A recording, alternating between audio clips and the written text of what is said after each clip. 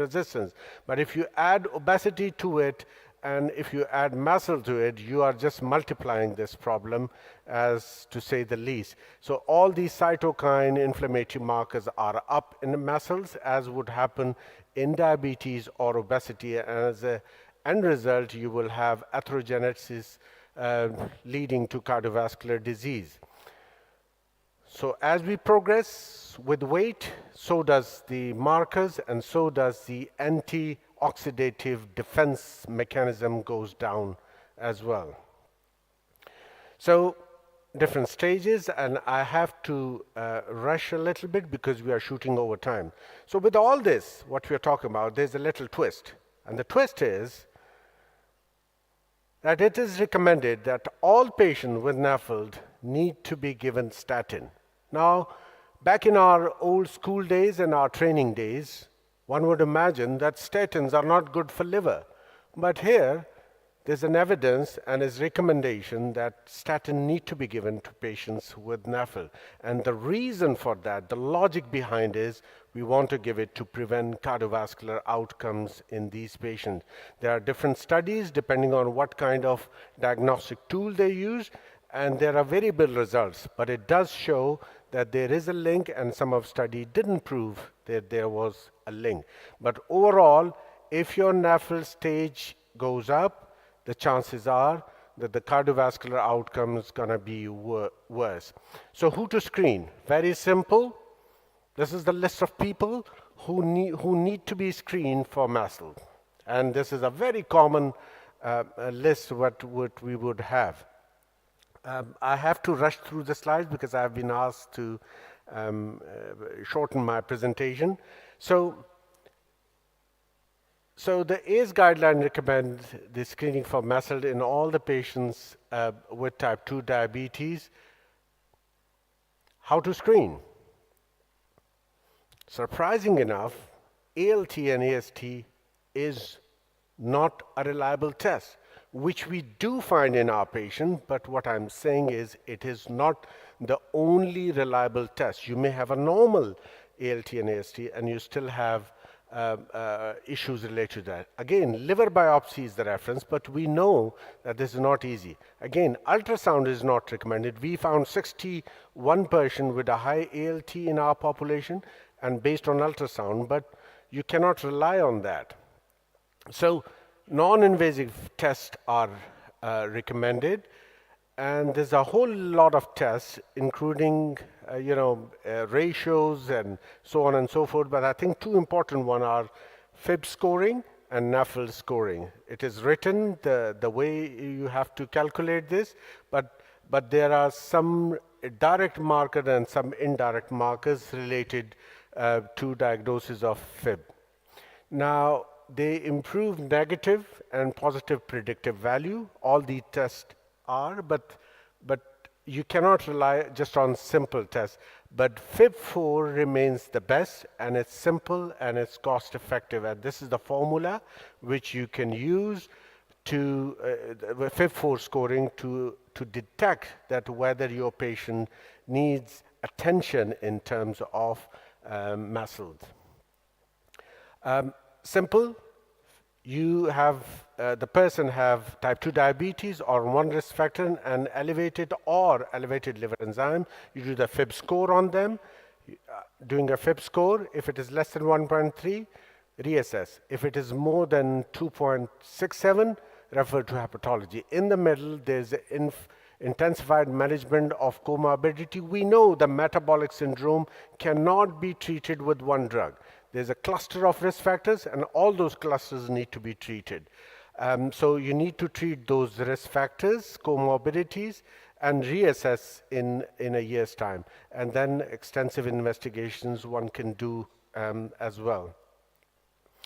NAFLD score, NFS score, this is another online system, and it takes albumin into it, and again, it interprets the results based on the score as if the patient has got fibrosis grade 0 to 2, undetermined, or grade 3 to 4. So these are infertile, and they're available online. You can check that.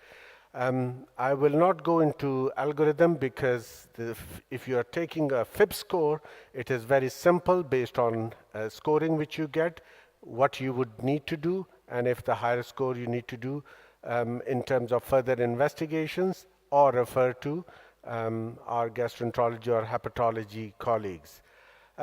This is one of the studies which was initiated by colleagues, and it is still going on. And what we are looking at is ertigliflozin, and it is supported by unrestricted grant from GEDS. Study to see diabetes with NASH, and it is still going on. And what we are looking at is intervention with the drug, and it's still not completed. These are a baseline, and we are getting a revelation as of how reliable different investigation in our setup is, and it is an eye-opener for us. It's not complete as yet, and I will not go into details. FibroScan is a one way of doing it. This is a specialized test, and we want to measure the liver stiffness, and based on liver stiffness you can detect whether you need to move forward with the investigation or just follow them over time. This is a different measure, and issues related to liver when you are doing a FibroScan testing. Shear wave elastography, another specialized test, not done so frequently, but that's another one which can detect the fibrosis if you need to go further. MRI, CT is advanced way of dealing with that, and you can actually detect the fat into the liver. And these are advanced techniques, and I think more of our gastroenterology and hepatology colleagues will be using these techniques, and we don't use it that often. But this is something which can be done, and it can actually show the fat content and how much hepatic fibrosis has been there. So depending on what you do and what is available, and depending on how much does it cost, one can see the higher the technique would be, the higher the cost. And for us, I think the FIB score is and NFS score is the basic which we need to do. What advice you want to give to the patients? I think even if we as a lower income developing countries reach the moon, I think the basic lesson would be a lifestyle modification, diet, weight reduction, and exercise. I know it's difficult to do, but this is something which we should keep on stressing. Dyslipidemia, statins, something which we should not forget. Statins, because the cardiovascular risk is there, so you should be giving them statins. Control of the risk factors, including hypertension and so on and so forth. Procedures to reduce the bariatric surgery used for reduction of weight, and HCC, hepatocellular carcinoma screening. So basically, it's combined work. I think the gist of this meeting is a combination of all the specialities, and I think very well fits in here in terms of endocrinology, primary care provider, gastroenterology, hepatology, and lifestyle intervention to look into this patient. So we need to start early in our patients. Little habits as a child will take a long effect as we go along, and I think that's what we need to be stressing about. Even if you don't lose weight, exercise is still good. Even if you don't lose weight, and that helps at least in terms of fatty liver or muscles. Whatever you do, weight loss works. It is difficult, but it does work. And depending on how much weight loss you have, you will have an effect as you go along. The Mediterranean diet, we all know, works very well. A lot of olives, a lot of fish, a lot of olive oil, vegetables, all are good for this. I think this slide is slightly, recent, but it has got drugs which doesn't prove effectively. So vitamin E, it has been shown, but when you're talking a risk factor, I think there are the drugs which stand out in terms of cardiac benefit, pioglitazone, liraglutide, and semaglutide, which is available in Pakistan with or without cirrhosis, with or without NASH. Just a sheer weight reduction will help.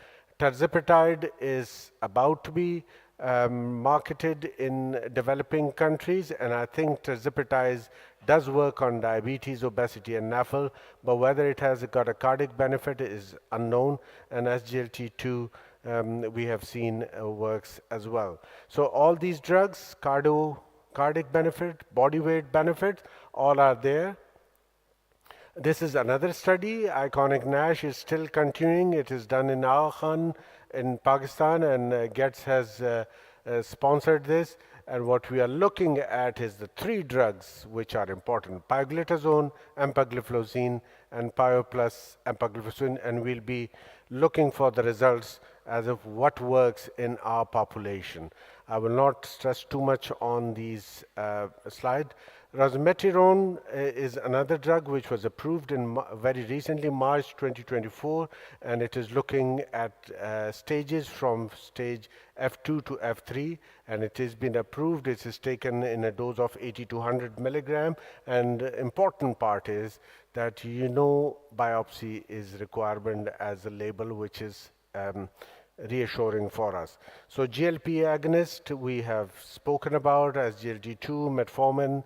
All these are part of management of type 2 diabetes, and insulin not necessarily for fatty liver but for decompensated diabetes. If they are catabolic, you need to use insulin in those patients. Statins, obesity, whether that's a GLP receptor agonist or whether that's a bariatric surgery, all needs to be addressed apart from the newer approved drug which can be used for muscle. So future, semaglutide, tirzepatide, retatrutide, which is a triple blocker which includes a GIP, GLP, and glucagon receptor, is not marketed yet, but I think that's a promising drug. In the future, EFX, Pegzophenone, and lanifibranor are other drugs which we should be looking for in terms of muscle treatment. Again, a final word, a final slide. We need multidisciplinary approach to tackle this problem, and that's the only way to handle. We need to look at a patient holistically and not by looking at a liver, at kidney, at heart, and at diabetes. We need to look at patient in multidisciplinary approach. Thank you very much for your attention.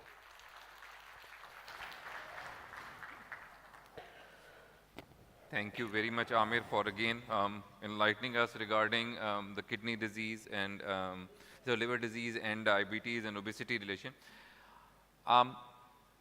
It's nothing but natural that whenever you're talking about one organ in your body and you don't pay attention to the other organ of your body, that organ starts acting up and lets you know that, you know what, I'm there too as well.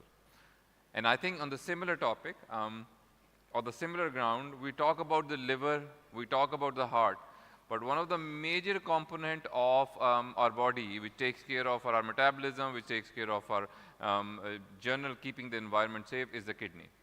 And I think the next topic is more relevant to this, in which the nephrons numbers and new norms. And with us, I would like to call on stage Dr. Hussain Bhaga.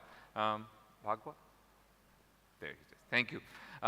His work on renal diseases and his area of interest is renal disease. So before we start, may I ask you a quick question? Yes. And that is, that where do you see, we've learned about the heart disease, we learned about the fatty liver disease and the effects. Do you think that the access that you're going to talk about in your part of the world, does it really matter to put the kidney in the perspective of liver disease as well, and the heart disease and the fatty liver disease? Actually, that's a very good point, because when the kidney gets affected, it can affect the liver as well. When the kidney gets affected, it affects the heart as well. When the heart gets affected, it affects both the liver and the kidney. When the liver can also damage the heart as well. So all of these organs are very interlinked. And I think, as the chair said, we are going to get a new terminology very soon as we keep on adding more and more organs as well. And we should never forget the brain as well. And if you have noticed that the common theme about all of this is basically looking at your lifestyle in terms of management. And two of the drugs have stood out very clearly. One is your SGLT2 inhibitors, and one is your GLP-1 analogs. Okay, there's more data coming out for your GLP-1, but if you look at SGLT2, it's also being used to treat the liver, it's used to treat the heart, it's used to treat the kidney. So the question that I would like to pose is that should it be put in the flour for making bread for everybody because it has significant benefits for everybody like we did with the statins? And that was a question that came up as well. And with this initial discussion, I would like to give the podium to you with your talk. This is the way forward. Oh, way forward, okay. So thank you very much, and it's a pleasure again to be part of the ICMF forum. I was present last year, and again, brilliant organization by Gates Pharma, and the previous two speakers have really done very well in terms of giving their talks, so I hope I can keep up to this. So when you talk about chronic kidney disease, I just wanted to mention about the fact that it's a major public health concern. I know we all talk about heart failure, we talk about diabetes, but if you look at chronic kidney disease, it has the highest prevalence if you compare it to heart failure, if you compare it to diabetes. How many of you know what the prevalence of diabetes is worldwide? I can see the endocrinologist there. Yes. Yes, close to 600 million. And you can see the prevalence of chronic kidney disease is basically 850 million, okay? 1 in 10 people have chronic kidney disease worldwide. In 2017, it was the 12th leading cause of mortality. In 2020, it became the 10th leading cause of mortality worldwide, and it is projected to become the 5th leading cause of mortality by 2040. So you can imagine how exponentially it is leading to increasing death rate. And you can see from 1990 to 2017, we had a 41% increase in the death rate due to chronic kidney disease, okay? So it is of a major public health concern. Now, this is not only worldwide in the developing world, but also in the US. In the US, the figures are even more dismal. 1 in 7 people living in the US actually have chronic kidney disease, which accounts to 14% of adults or 35.5 million people.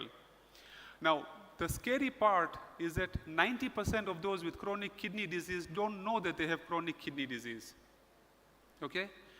A third of those people living with severe chronic kidney disease don't know that they have chronic kidney disease.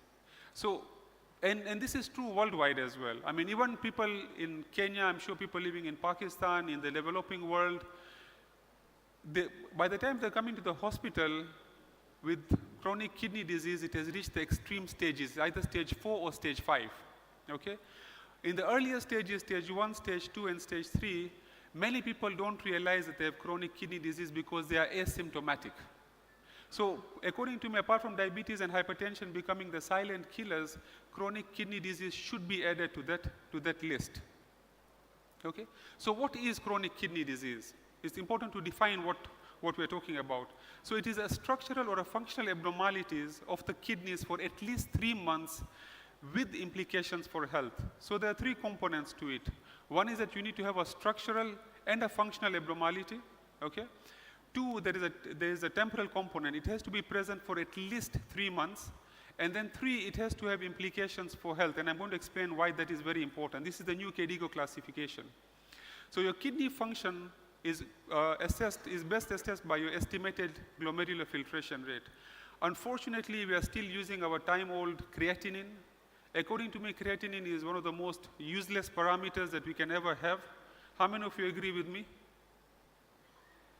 By the time your creatinine is going up, significant damage has happened to your kidneys, okay? Remember that 25% of your creatinine is secreted by your proximal convoluted tubules. So while glomerular damage is happening, your proximal tubules actually increase their secretion of your creatinine. So what happens is that you can have a falsely normal creatinine while significant damage is taking place. Luckily now, even in Kenya, we have laboratories that are giving us cystatin C, which is a bit more sensitive, but it needs to be adopted by more hospitals and more healthcare professionals as well. So still, we use the estimated GFR using our serum creatinine, and when you get a GFR of less than 60 mils per minute for at least 3 months, that person is diagnosed to have chronic kidney disease.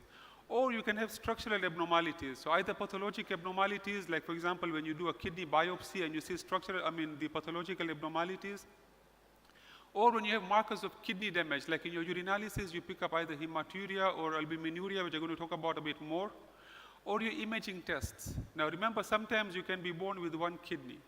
Sometimes we do a transplant and we get a donor to give us a kidney, okay? Sometimes you may find incidental things on an ultrasound and somebody comes for a routine checkup as well. And remember that for you to diagnose that person to have chronic kidney disease, it needs to have implications for health. Now, if you look at your estimated GFR, we use the CKD-EPI, somebody at the age of 80 will already have a CKD stage 3. So, the GFR might be 59, but does it have implications for health? That's what we need to ask ourselves before categorizing that person as having chronic kidney disease. If you look at the new CKD categories, again, this is 2012, this is the heat map that KDIGO has come up with, and we can see that we're using two components. One is your GFR, and one is albuminuria. So both of them are very important. The color codes that you can see, the green means low risk of progression, yellow means moderate risk, orange means moderately high risk, and red means very high risk of progression to end-stage kidney disease and mortality. So it's very important that whenever we are assessing a person with CKD, we need to look at both your estimated GFR and albuminuria, okay? So your diagnosis of CKD will be persistent albuminuria, persistent GFR or persistent GFR of less than 60, or any other evidence of kidney damage, okay? And always confirm your results. Now, why is urine albumin very important? It is important because it is a marker for glomerular disease, but it can also signify that there's other things that are causing damage to the glomerulus, like for example, if you can get other causes of glomerulonephritis. Urine albumin is also a marker for cardiovascular disease, and it is hypothesized that it's a generalized marker for endothelial dysfunction, and it has been associated with increased mortality, as is shown in this study, where they looked at estimated GFR and they looked at albumin-creatinine ratio. So the one on the left side, panel A and C is basically estimated GFR, and B and D is basically albumin-creatinine ratio. And they looked at all-cause mortality and cardiovascular mortality. So as your eGFR worsened or reduced, both your all-cause mortality and cardiovascular mortality increased, the hazard ratios. And the same was true for albumin-creatinine ratio as well. As your albumin-creatinine ratio worsened, your all-cause mortality and cardiovascular mortality increased as well. So it is important that whenever we are assessing our patients with chronic kidney disease or patients who are at risk for chronic kidney disease, you look at both your estimated GFR as well as your albumin-creatinine ratios, okay? Now, CKD doesn't develop overnight, okay? Somebody has to go through the stages of having normal kidneys, unless, of course, if you have congenital abnormalities. You go through increased risk, you develop damage to the kidneys, you develop low GFR, and subsequently kidney failure, which can subsequently result in CKD mortality. So somebody who is normal, if they come to the clinic, let's say for a flu or whatever it is that they're having a URTI, please screen them for risk factors for chronic kidney disease. This is an opportunity that we have in our clinics to actually screen them, okay? Ask the family history. Do they have a family history of chronic kidney disease? Are they obese? Do they have a family history of diabetes or hypertension? Unfortunately, a lot of times, because these are normally seen by the primary care doctors, this is missed out. And these patients may go on to develop diabetes, may go on to develop hypertension, may go on to become obese. And at that point in time, now they are at an increased risk. Even then, because of the sheer volumes of patients that we tend to see, we are basically not screening them. And we miss that opportunity. And so by the time we're actually seeing them, most of our patients are at the level of having kidney damage and having a low GFR. Patients are referred to me when they have a CKD stage 4. And the first thing that the patient asks me is, am I going to get onto dialysis? Because that's what everybody is scared of. They're not even scared of dying. What they are afraid of is that they have to now come to the hospital so often, every twice or thrice a week for dialysis, okay? A lot of times we tend to see patients in the emergency because of end-stage kidney disease. They've come in with fluid overload, refractory hyperkalemias, they have got refractory metabolic acidosis, and unfortunately at that point in time there's nothing much to do apart from putting them on dialysis. Okay? So it is important that if we can at least screen the patients when they're at increased risk so that we prevent any damage that happens and preserve our nephrons. Remember, you're born with a fixed number of nephrons, and as you go along with age, after the age of 40, your GFR starts going down by 1 ml per minute every year. Now, if you have diabetes, if you have hypertension, if you have CKD, that decline in your eGFR becomes even faster.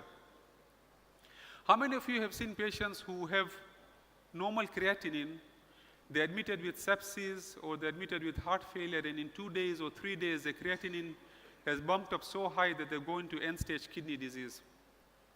And you wonder what happened. I mean, this was a normal creatinine.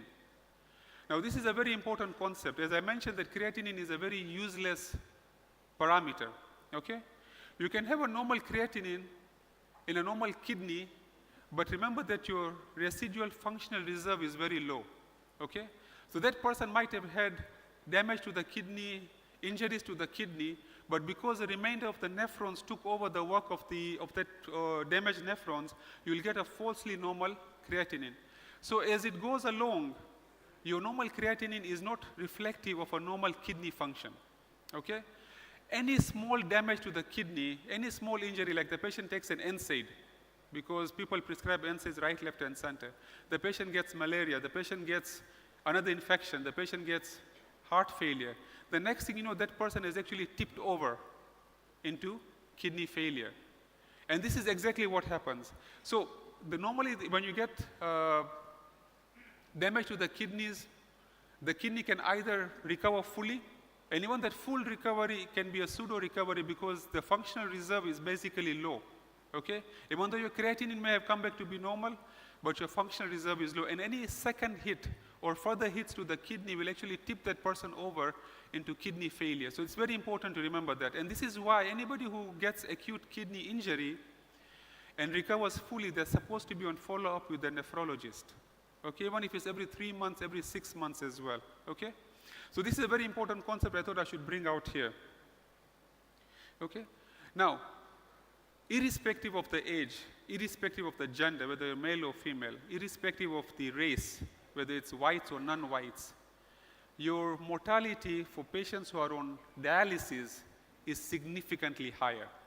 Of course, if it's a younger person, like between the age of 25 and 34, you can see that the mortality is almost 100 times more in somebody who's on dialysis as compared to somebody who's not on dialysis. But even at the 8th or 9th decade, you can see that there's still a difference in mortality. So what we need to do is to make sure that our patients don't reach end-stage kidney disease because the risk of dying becomes very, very high, okay? What are the risk factors for chronic kidney disease? And this is across the world. Diabetes and hypertension are the two most common causes of end-stage kidney disease, or CKD, worldwide, be it in the low and low-income countries, low and middle-income countries, or the developed countries as well, okay? Family history of chronic kidney disease is very important as well. It's always important to ask your patients if they have a family history of chronic kidney disease, like autosomal dominant polycystic kidney disease. Patients with cardiovascular disease, as was elegantly portrayed by the previous speakers as well. Obesity, which is becoming an epidemic. It's not only in Pakistan, it's also in Kenya as well. South Africa has the highest prevalence. Of course, we're trying to ape what the West is doing, unfortunately.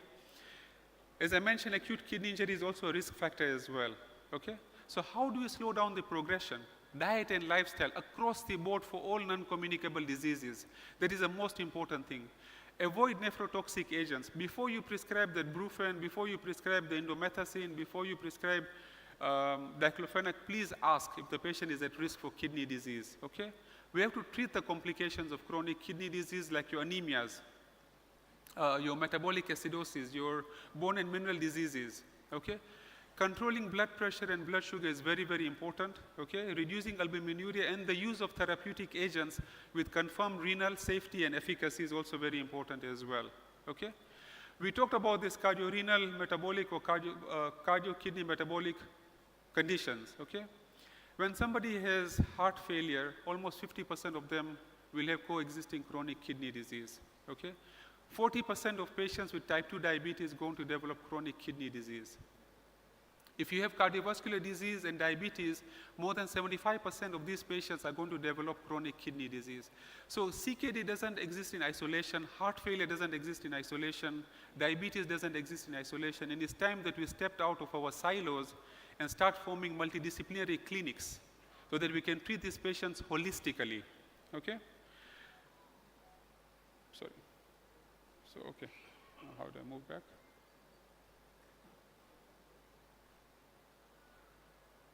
Okay. Now, when you have somebody with diabetes and CKD, their mortality, all-cause mortality and cardiovascular mortality is higher. As your EGFR goes down, and your USCR goes up, you can see that somebody with diabetes compared to somebody with no diabetes, their mortality is much higher. So somebody with CKD and diabetes, the risk of dying is much higher. So we really need to look at holistically at these patients and involve our endocrinology colleagues as well, okay? Now we look at the risk-based approach for CKD care. At what point are you supposed to refer a patient to a nephrologist? Remember, by the time the patient is having CKD stage 3, their kidney failure risk is between 3 to 5% by 5 years. When it goes to stage 4, it is 10% in 2 years. When they are at an advanced stage, it becomes even higher. Okay? So why is it important to refer to a nephrologist? So that we can basically see how we can work as a multidisciplinary team. It's not that you're handing over care when you're a diabetologist. It's because now we're going to work together hand in hand. When I see a patient with diabetes, I will ask my endocrinology colleague to also see the patient so that we can see how best we are going to manage the patients together. Okay? So this is what the 2024 guidelines recommend for KDIGO. Okay? Of course, when the heat map, when it becomes red, you are supposed to refer the patients immediately. Even for orange, especially when you have severely increased albuminuria, you are supposed to basically refer these patients. Okay? Progression of CKD is associated with an increase in adverse outcomes of hospitalization, death from any cause, and cardiovascular events. CKD patients don't die from the complications of CKD. Majority of them die from cardiovascular disease. They tend to get heart attacks, they tend to get arrhythmias, and sudden cardiac death. So we now also have guideline recommended pillars of CKD management. It's not only the cardiologists who have the Fantastic Four. We also come up with the Fantastic Four. Unfortunately, we are a bit delayed in coming up with it. But it's basically very similar to what the cardiologists have. It's only that we don't have the beta blockers. We have the GLP-1 receptor agonists. We have the RAS inhibitors, the SGLT2 inhibitors, the non-steroidal mineralocorticoid receptor agonists, and the GLP-1 receptor agonists. But you can see the foundation of it is all based on lifestyle modifications and diet. Okay? Diet, exercise, and lifestyle modifications are important and key across the board for all non-communicable diseases as well as CKD management. So we have our age-old RAS blockers. I'm not going to go into them in detail. We have our SGLT2 inhibitors. This is basically showing you how they have improved your management of CKD and are beneficial for renal patients. The non-steroidal mineralocorticoid receptor agonists and the GLP-1 receptor agonists as well. So this is a very nice quote from Eugene Wright. He talked about a perilous paradox of our times, that some of the greatest human and economic burden is caused by one of the most treatable yet underdiagnosed conditions, and this condition is called chronic kidney disease. Okay? Our current practice is to diagnose it late, start treatment too late, and start treatment too late and too conservatively, and for too few people. And this has led to increased mortality of these patients with chronic kidney disease. So if you look at the KDIGO guidelines for chronic kidney disease and type 2 diabetes, it is not much different from ADA guidelines. The first-line therapy has actually been modified to include SGLT2 inhibitors. This is from 2022. You can see GLP-1 receptor agonists are as an additional therapy. But because of the FLOW trial, which was published or released last year, actually it was last year, I'm sure that now this is going to change to become among the first-line therapies as well. RAS inhibitors are basically the cornerstone, okay? The non-steroidal MRAs are as an additional therapy in patients with diabetes and persistent albuminuria and CKD, okay? So if you look at the GLP-1, I'll just quickly go through the key trials. The FLOW trial was a multinational double-blinded randomized controlled trial. Basically, it included all patients with type 2 diabetes with an HbA1c of less than 10% and who had pre-existing CKD. They had more than 3,500 patients who were randomized into once-weekly semaglutide plus standard of care or placebo plus standard of care. And what they found was that semaglutide 1 milligram had a 24% risk reduction of a composite outcome, which included your kidney disease progression, cardiovascular, and kidney death in people with CKD and type 2 diabetes. So this showed that patients who had CKD and type 2 diabetes who are on standard of care actually benefited significantly by adding semaglutide, which was your GLP-1 receptor agonist. Now, if you look at the eGFR slopes, you can see that there was a slight reduction in your eGFR when you started the semaglutide, but this basically leveled out. And this is basically what we need. We need the level of your eGFR slope to become more horizontal, okay, so that this delays the progression to end-stage kidney disease. And the difference between the slopes was basically 1.16 mils per minute per 1.73 meters square. And what is relevant? What KDIGO defines as relevance is any difference of more than 0.5. So this was significantly relevant as well. Now, when you move to your non-steroidal mineralocorticoid receptor antagonist, so this was the Fidelio DKD trial. Fidelio DKD was basically looking at patients who have got diabetes and chronic kidney disease or diabetic kidney disease.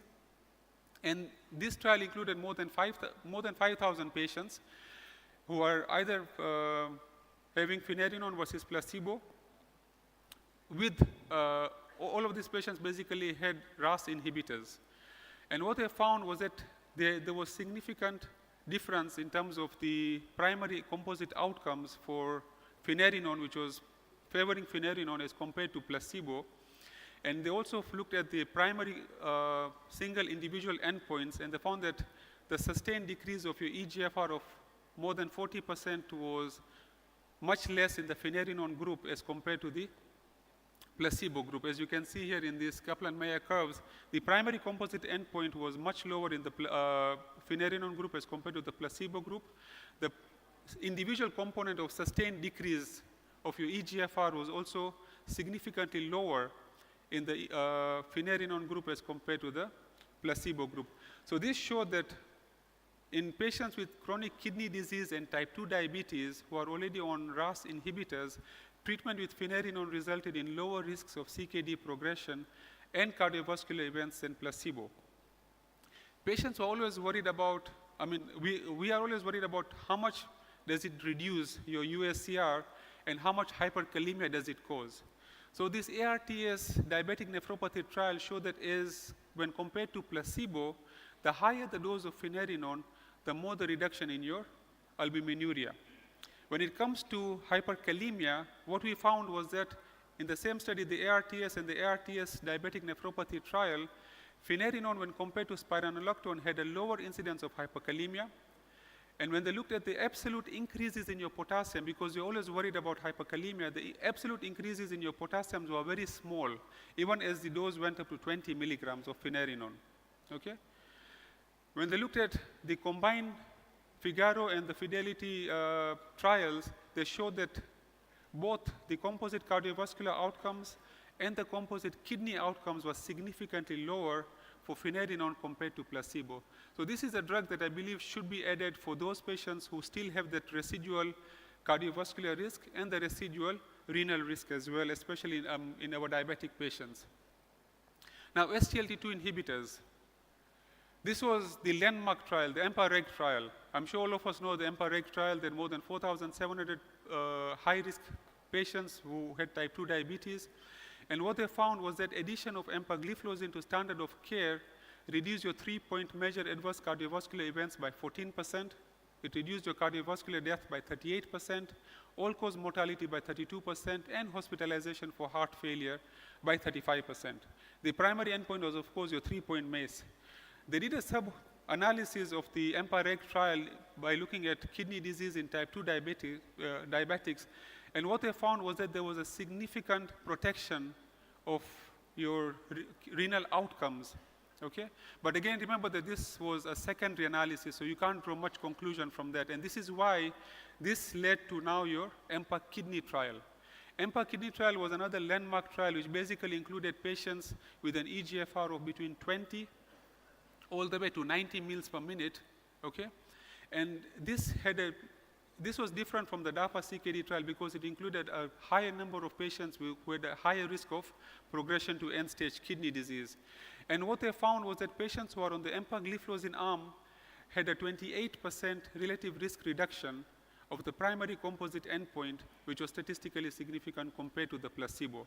And now empagliflozin has the US FDA and the EMA approval for use in patients without diabetes for CKD treatments, okay? Now, as I mentioned, a lot of patients ask us, Doc, I hope I don't reach dialysis. So, how do you convince them that they won't reach dialysis, and what can you use? So this is the graph from the CREDENCE trial. CREDENCE basically was looking at canagliflozin versus placebo. The average patient in the CREDENCE trial was 63 years of age with a GFR of 56 mils per minute. Now what it shows is that when you add a RAS blocker, which is in orange, you're basically reducing your EGFR, your EGFR decline goes to 4.6 mils per minute per year, meaning that somebody aged 63 years of age in EGFR of 56 mils per minute, when you add a RAS blocker, you're going to give them 10 years free dialysis-free survival, meaning that by 10 years, they're going to reach end-stage kidney disease. Now look at what happens when you add an SGLT2 inhibitor, canagliflozin. You basically slow down the slope to 1.85 mils per minute. And what you're doing is that you're adding an additional 15 years freedom from end-stage kidney disease. And this is marvelous, isn't it? So when you add your SGLT2 inhibitors with your RAS inhibitors, you're basically giving the patient who is in CKD stage 3 25 years freedom from dialysis. It will take them 25 years, everything kept constant, to reach end-stage kidney disease. And you can imagine the amount of cost saving that you're going to achieve for this patient by just adding one extra drug to your RAS inhibitors, okay? And it is the same for empagliflozin as well. This is a hypothetical time to kidney replacement therapy. You can see that when you have an EGFR of 85 and you basically add empagliflozin 10 years, by the time you reach an EGFR of 10, it's going to be 47.5 years. So that person most likely is going to die from non-kidney related causes than reaching end-stage kidney disease, isn't it? So these drugs, according to me, are the most wonderful drugs that we have had. Of course, now we have the additional drugs like your mineralocorticoid receptor antagonists. We have your GLP-1 receptor agonists as well. But this is an amazing drug to use for all of your CKD patients. According to me, all CKD patients should be put on these drugs. Okay? And how do they work? They basically work at the proximal convoluted tubule, okay? And remember that they work on the SGLT2, which is basically a very highly active pump. So when you inhibit that highly active pump, you are basically reducing the hypoxia around that area because all of that oxygen is now going to be utilized by the surrounding cells. And this improves your tubular cell integrity and function. Remember, your peritubular fibroblasts are the ones that produce erythropoietin. And studies have shown that when you use your SGLT2 inhibitors, you basically have an improvement in your hemoglobin. Now, this is because of the improvements in your tubular cell integrity and your peritubular fibroblasts because of the reduction in hypoxia. These cells become more active and produce more erythropoietin, and subsequently you find these increases in your hemoglobin levels. They are also anti-inflammatory, the antioxidant, and because of that, they have significant benefits in terms of reducing your fibrosis within the kidney. They also help to improve your tubulo-glomerular feedback as well. So what happens when you inhibit your sodium glucose cotransporter 2? There's more sodium that is available, and subsequently more chloride, which basically goes all the way to the macula densa cells, which is found within your distal convoluted tubules. So when the distal convoluted tubules or your macula densa cells sense that there's more sodium, they assume that there's more filtration. So they're going to break down ATP to ADP, and that adenosine basically leads to a vasoconstriction of your afferent arteriole. So meaning that there's reduced blood flow coming to the glomerulus, which is why you tend to get a dip in your GFR, okay? But that leads to a reduction in your intraglomerular pressures, leads to a reduction in your proteinuria, and this subsequently over time you realize that your eGFR slope decline becomes more flat, okay? And this is one of the most significant ways in which it is renoprotective as well. Of course, your SGLT2 inhibitors have other beneficial effects as well, like reducing your body weight. You're losing all of that glucose. On average, they can help to reduce your body weight by 1 to 3 kilograms as well. They cause diuresis, so it also helps to reduce your blood pressures as well. Okay? Now, studies have shown, this is a meta-analysis that shows that when you combine your SGLT2 inhibitors with your GLP-1 receptor agonists, when you combine your SGLT2 inhibitors with your mineralocorticoid receptor agonists, you tend to have significant benefits, more benefits than when using either drugs alone, both in terms of your CKD progression as well as all-cause mortality. There's this study, the confidence trial, which is basically being undertaken, which is looking at finerenone together with empagliflozin.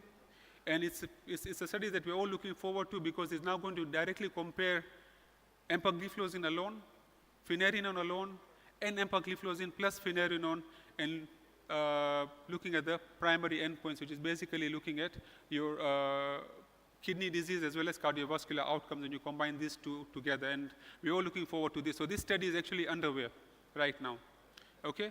Unfortunately, despite having all of these major advantages, we basically have a very low uptake. I mean, very few of our patients are on these beneficial drugs, your GLP-1 receptor agonists and your SGLT2 inhibitors. You can see CKD patients basically get a lot of NSAIDs, more than they get GLP-1 receptor agonists. I can see Dr. Hasham laughing because he's one of those guys who prescribes NSAIDs a lot. Okay, but on a serious note, let's try and see if we can get more of our patients on these medications because they have significant benefit. This is my second last slide. So how do we encourage the uptake of the novel therapies? We need to monitor of where are these guidelines being implemented. We need multidisciplinary teamwork to make sure that these patients get the benefits from these drugs. Educating our patients, educating our healthcare providers becomes very important, okay? Policy making becomes important so that these are incorporated into our local guidelines as well. Thankfully, Kenya is now making strides into developing our local guidelines as well. And I'll end there. Thank you very much. Supposed to come up? You will be coming back. Okay. Thank you very much for an excellent talk on a topic which is not commonly discussed, and the topics like hyperkalemia and the pathophysiology of how the disease process is. So again, I would like to thank you, and again, integrating all of these. I know we don't have enough time because there's a lunch, there's a photograph, and all pending. So I would like to first welcome my speakers, worthy speakers, to come on the stage and join us as far as just getting 1 or 2 questions rolling and maybe doing a quick round of comments. Dr. Peter Swoswick, please come. Amir, please. Hussein, could you join? The other 3 esteemed panelists that I would like to invite is Dr. Dante Morales, if he's around. Please join us on the stage. Dr. McLean Akpa, if you could please join us on the stage. And Dr. Heather Fadhil, if he can join us on the stage. I will appreciate it. Thank you. So honestly, in the interest of the time, I will like if we can summarize starting from Dr. Morales, from you, if you can summarize in 1 or 2, 3 sentences, what do you think the take-home message from this the whole session was, considering the cardiometabolic disease and whatnot? Do we have a mic here? Do we have a mic? Oh, there's one. Well, it has been said already. It's a huge topic. Cardio, renal, metabolic, and other metabolic are really several. What's very important really is the interaction among all the specialists. They should work together so that they can look at the patient from all sides. And that cooperation and collaboration is very, very important in the management of the patient. Perfect. So the unit, combined therapy as far as getting everyone. Hussein, do you have a comment regarding listening to the liver disease and the heart disease? I mean, I think just like what the chair has said is that we need to now stop working in silos. we actually need to start working in multidisciplinary teams right now. I think that's my take-home message from all of this. Because across the board, you can see that you'll use the same medications, but you will need the input of all of your colleagues to make sure that we give our patients the best outcome. Excellent. And I think that goes with the theme of the Med1 as well. Stop working in silos, come in combine. It is extremely important to understand that all these diseases are preventable. So as we say in medicine, early diagnosis, proper treatment and prevention is a key.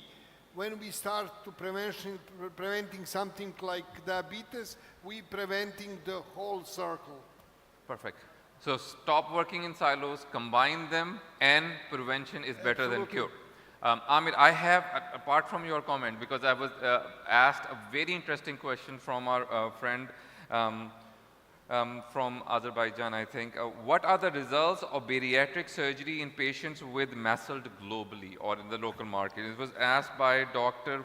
Fazullah, if I'm not pronouncing the name wrong. Okay. Amir. Thank you. I won't have the numbers, but I think any weight loss procedure will have a beneficial effect on metabolically, be that diabetes, be that liver. So there is a regression. Of course, if there's no fibrosis, there is a regression of MASLD, depending on whether it's stage 2 or stage 3, there will be a regression. That's a simple answer. Thank you. And my comment will be, for all this continuation, I think knock, knock, knock. We keep knocking till this is inculcated into our culture, that look at a disease from holistic approach, not in a silos. Thank you. We should keep on knocking. So keep on knocking, stop working in silos, and I'm bombarding it again and again. Prevention is the cure, and again, all is one. I think that there is some laziness in the medical practice regarding the early detection. So we should highlight and upgrade the knowledge and the practice in the primary healthcare setting, even in the high professional setting. We are in need to improve our practice in early detection of MASLD and early detection of the diabetic nephropathy, because early detection and early extensive treatment with multiple medications that are available now is the way that make the magic effect of delaying end-stage renal disease or dialysis or transplant for 25 years. And this is magic of a new era of cardiometabolic dysfunction management. Thank you. And again, Heather, again, apart from all the things we've talked about, the lack of initiative from the physician side is also a missing link. We talk about everything else, but we sometimes miss the physician. Dr. McLean, Apka. Yeah, I just want to say that because of the interlinkages between all the organs and the treatment paradigm shifts, the key take-home message will be this. If you see a patient with heart failure, look for kidney failure, look for liver disease, and look for metabolic derangements. If you see a patient with kidney disease, look for all the other organ dysfunctions, because they are so interwoven that you cannot separate them completely. So the take-home message is, if you see one, look for the others. Thank you. So Dr. McLean, you brought out I think the final point, which is very valid as well. I think you spoke, and again, my strong belief also is, your eyes don't see what your mind doesn't know. So if you keep things in your mind, starting from one to the other, I think it's important to know that these are the things that you're looking for. We have time for one quick question, or one or two quick questions. So 2 questions, and then we'll try to finish. And please, if you can, can I have the mic, please? So we'll have a question here, and Dr. Shabazz has a question, and then we'll finish the talk. Thank you very much. Very nice talk. I am Professor Raj Kumar. I am the president of Pakistan Cardiac Society. I just want to present my observation. In Pakistan, why do these diseases are not controlled? Because most of the doctors know how to treat the disease, but we are lacking in striking in patients regarding the prevention. As you mentioned, we must. Second thing which I have observed is the compliance. Because of the poverty in the low-income countries and the middle-income countries, we have not been able to comply or hammer to the patient that what is the importance of these drugs. Perfect. So all the diseases are very much important, and as I am a cardiologist, so I say the heart failure is more miserable than the cancer. So once you fall in it, then it will be a problem. So prevention is the best. Thank you very much. And again, early detection, knowing how to prevent it, and at least looking for it, and the compliance is a risk. Dr. Shabazz. So there's a question for Dr. For me or for you? Okay. All aspects generally very nicely covered. Just a quick question from Dr. Peter. Apart from the 4 pillars, we have been using ivabradine occasionally wherever it is indicated, including your phenotypes. Where do you see Versigoet fits in? Because we have that available in Pakistan. So where do you think it will fit in? So, Vericiguat is not right now very much approved by the guidelines, but in the real clinical practice, it comes to the patient who has the repeated decompensation of the heart on the top of everything we gave to these patients. So we believe that Vericiguat is here to stay. As you may know, some of the previous studies did not show the convincing effect of this drug. However, what we do and what is happening in the real practice is that we are giving this drug to the patient who does suffer from the acute heart failure and is not going very well. So we use that in acute coronary care. However, it is extremely important to highlight that these patients should be properly treated by diuretics. And we are all very much aware about the new decongestion therapy in those patients, because it seems that this is a key point in improving not only immediate but also long-term cardiovascular outcomes. Thank you very much. And again, I wish we had more time. I wish we had more interactive time. But again, we are all here for the next, at least for today. We'll be meeting during the lunch time. Please keep your questions with you. We can discuss.